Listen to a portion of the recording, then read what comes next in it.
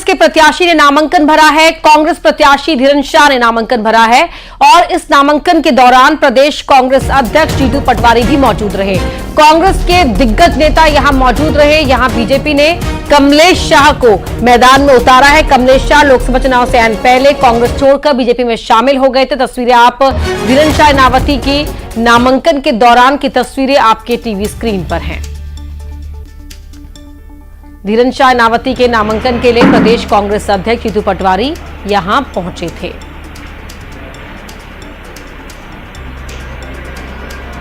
धीरन शाह नावती का मुकाबला बीजेपी के कमलेश शाह से है, जो पहले यहां से विधायक रहे और कांग्रेस पार्टी छोड़कर बीजेपी में शामिल हो गए थे।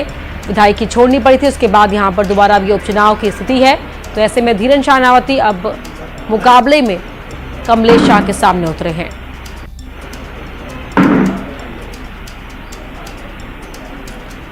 तो कमलेश शाह वर्सेस धीरन शाह नावती वर्सेस देव रावेन के बीच पे ये मुकाबला है अमरवाड़ा का।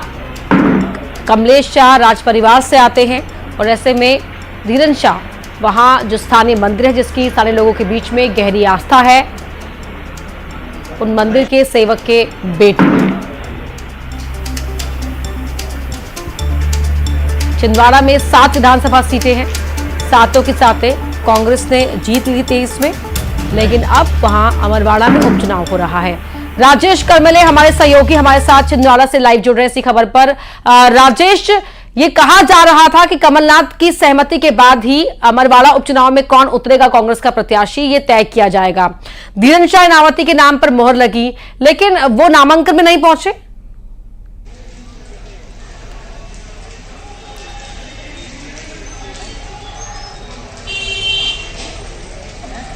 हेलो राजेश, आप सुन पा रहे हैं हमें? आप क्या? हाँ जी बोलिए। राजेश, तस्वीरें हम दिखा रहे हैं जब नॉमिनेशन फाइल करने के लिए पहुंचे धीरन शाह नावती। अमरवाड़ा का ये उपचुनाव सियासी तौर पे कितना दिलचस्प नजर आ रहा है?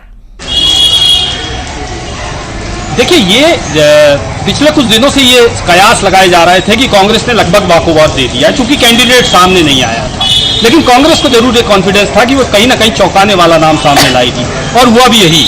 यहाँ पर जो हर्रई का दरबार है, जो दरबार होता है, धार्मिक आस्था का केंद्र बना हुआ है हर्रई में, वहां पर आदिवासी समुदाय के अधिकांश लोग माथा टेकते हैं, बड़े बड़े नेता वहां जाते हैं, और वहां से प्रत्याशी निकाल के कांग्रेस लेके आई है। ये किसी को उम्मीद नहीं थी। बीजेपी को भी लगभग ये उम्मीद थी कि दूसरा कोई कैंडिडेट यहाँ से उतरेगा जो काफी कमजोर होगा, और मुख्यमंत्री जब यहाँ आए थे उन्होंने भी इस बात की ओर इशारा किया था। लेकिन अभी जो कैंडिडेट आया हुआ है धीरन शाह, उसको लेकर के यहाँ पर मुकाबला दिलचस्प और रोचक होने की संभावनाएं जताई जा रही है। आज नामांकन दर्ज किया गया है। इसके ठीक पहले हमारे ठीक बाजू की तरफ जो है वो आम सभा चल रही है, जिसमें प्रदेश अध्यक्ष जीतू पटवारी और उमंग सिंगार मौजूद हैं। वो आम सभा ले रहे हैं। कार्यकर्ताओं का हुजूम नजर आ रहा है।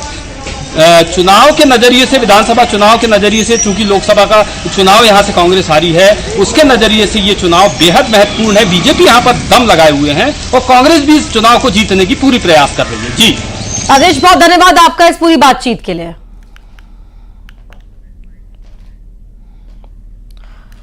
और अब बात इंदौर की, जहां